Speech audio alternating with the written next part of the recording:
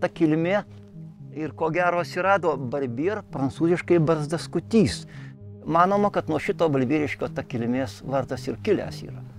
Balbieriškiai apie 1502 metus Lietuvos didysis kunigaikštis Aleksandras Lenkijos karalius padovanojo savo barzdaskučiui, daktarui kartu, nes tuo metu buvo daktaras ir barzdaskutys pas jį, padovanojo Ganusui Sudermanui. Ir su žmonėm, ir su miškais šitą visą vietovę padovanojo savo barzdaskučiui.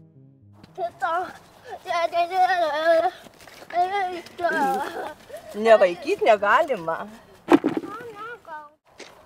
Ateik, Dominikai, dabar susirinksim bulves. Negaliu. Kodėl negali? Ateik, taigi bulvinius blynus mėgsti. Ne. Visi jaunesni buvom, visi dirbom, o dabar nedirbom, nu tai ką dabar.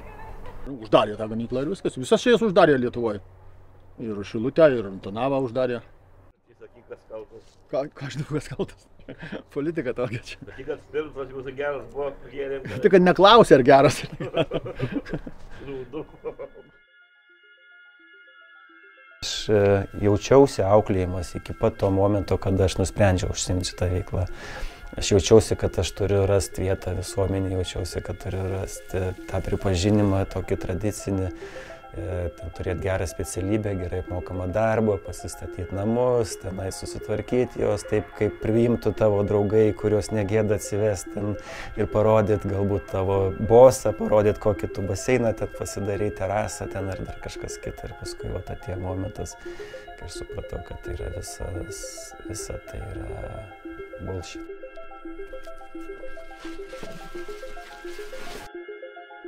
Thank you, Danas, for my beautiful school. It is absolutely amazing, detailed, and you have stunning craftsmanship. I love it, and so does everyone else who sees it. So thank you very much. Čia į Australiją šitas važys nukeliavęs.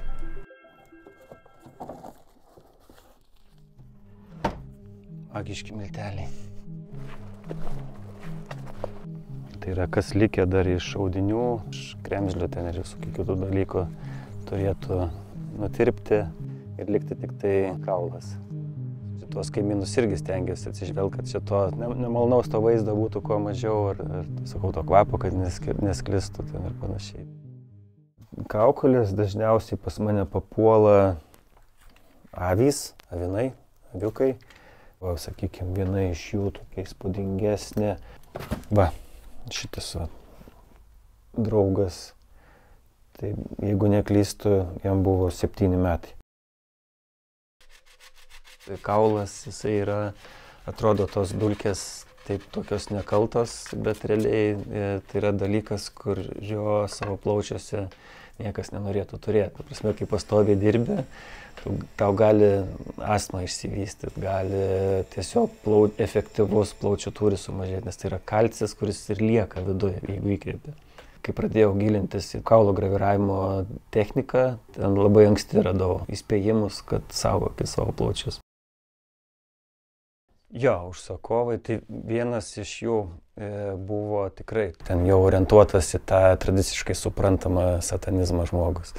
Ta prasme, ten tokie kaip ir altorių kažkokį pasidaręs. Kaip sakyt, aš galiu tą padaryti, man įdomu, kad pačiam ten pasinešti kažkokį tai garbinimą, tai ne, tikrai, ta prasme, tai yra amatas, bet aš neturiu jokių tam moralinių įsipareigojimų. Šalia visos šitos kūrybinės veiklos dar užsiemu konsultacijomis įvairiom veiklom, verslam, įstaigom. Tai dar būna žmonės paprašo, kad įrodyčiau savo kvalifikaciją ir kompetenciją. Ta prasme, matyt, pamato, kad čia kažkoks tai kūrėjas ar dar tokių visokių velnių darytojas, o čia ateina į mokyklą aiškint, kaip reikia dirbti. Tu čia kažko tai nepadarei, tu čia kaip iš balbieriškio koks. Kodėl tu ten toks ar toks, čia kaip palyginimas tiesiog. Bet sako, dėl sąskambio daugumai balbieriškis, kažkaip įdomiai skamba, juokingai. Medalioną gal norit, kad matytis? Nebūtinai, aš šitai laikau nuo velnio, ogi sidabrinis. Aš bijau velnio, tai visą laiką nešiojuosi, nes velnias kunigas sako, sekioja mus visur. Juokauju. Tai va, stovim prie istorinės vietos, balbieriškio dvaro prieigose. Šio dvaro teritorijoje gimęs Mykolas Krupavičius, vėliau jis tapo prelatu, kunigu, būtent vykdė žemės reformą 22-26 metais Lietuvoje ir naikino dvarus. Šiam name aš ir pats gyvenu. Namas yra pastatytas 1989 metais ir įsteigta pirminės sveikatos priežiūros centras. Žmona mano čia irgi yra, o daugiau aš šeimos turiu tik šuniuką ir 3 kates. Aš esu istoriją baigęs ir kūno kultūrą. Mokytojo dirbau švietimo skyriaus inspektorium, visokių turėjau pareigų, bet esmė šiuo metu dar dirbu mokykloje, turiu badmintono būrelį, esu badmintono klubo vadovas. Badmintono klubas Balbieriškio vadinasi Svajonė. Galvojau, kaip jį pavadinti. Nu, visokių yra ir volanai, ir visokie ten kitokie, o aš pagalvojau, visų vaikų svajonė yra laimėti. Tai gal tas toksai šiltas pavadinimas ir būtų geriausia svajonė, nu, ne visada laimi. O vaikam nebūdavo juokinga, kad istorijos mokytojas ir badmintonas? Ne, jie priima, jie mane visi vadina vieno vardu, aš neturiu vardo pas juos, aš treneris pas juos. Mano vardas toks, jie kiti nežino. Gėrimą paimą. Aliu, tave pamatys. Pasiimat gėrimus, visi atvežiau batelių, kas neturi. Aš neturiu. Mums reikia. Ką? Aš pamiršau batelius namie. Dabar? Krepšino batus turiu. Viskas gerai, vaikai, tuoj. Einam, atrakinam namą.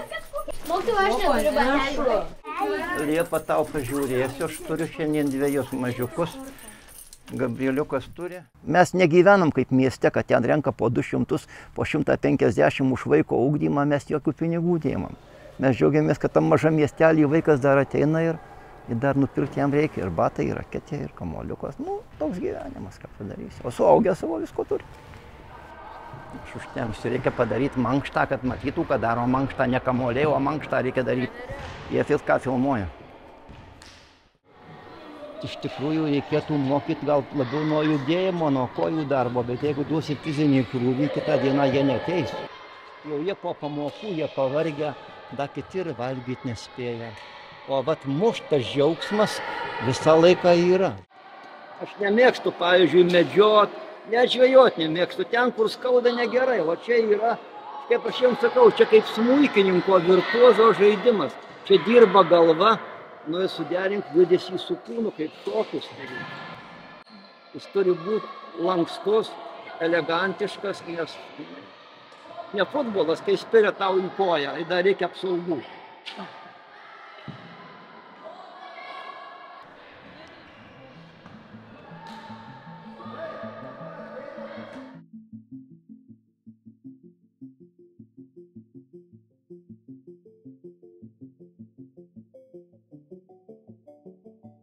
Vyrų, kur gyvenom, kada tai visur liko obelys, liko medžiai, visada sodinom. Ir čia, sakau, manęs nebus, o medžiai žaliuos. Net neįsivaizduoju, kitaip gyvenimo be medžių. Turiu 3 dukras, 3 žentus, 7 anūkus, 4 proanūkius ir dar antros pusės, tai pradėjom gyvenimą dviese, o dabar jau mūsų 22. Aš dirbau tuo laiku bibliotekoje Žemės ūkio mokykloje.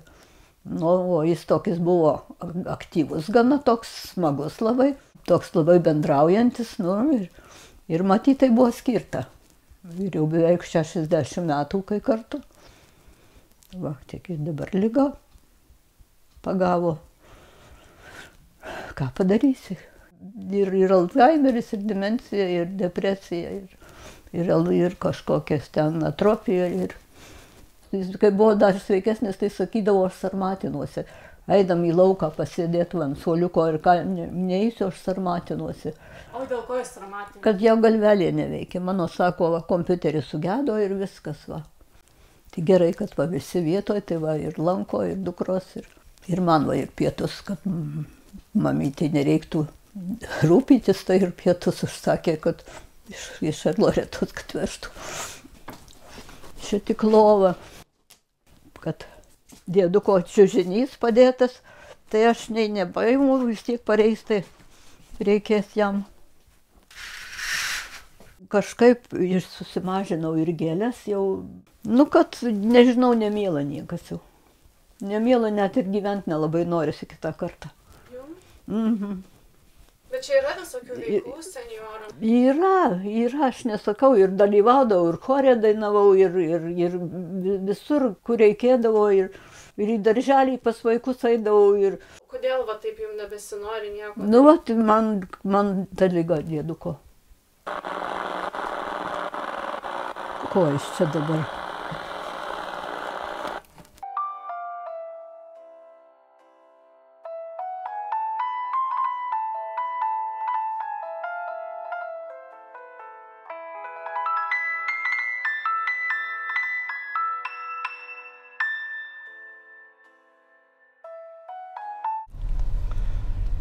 Žiūrėjau, pas Magdutę.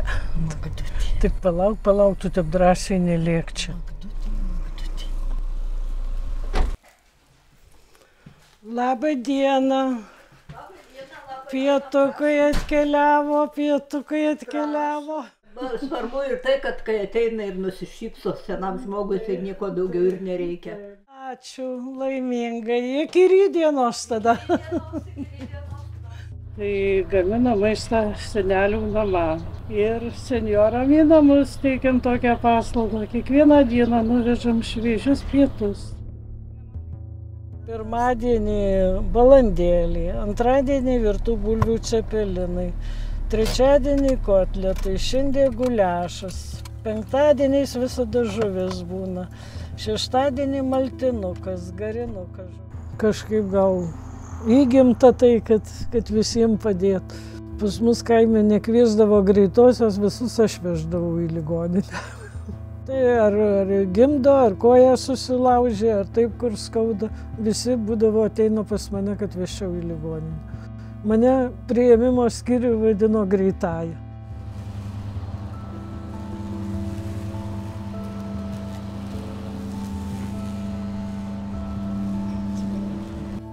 Leis gal pačiai apsirengti. Pradėsim gaminti picą.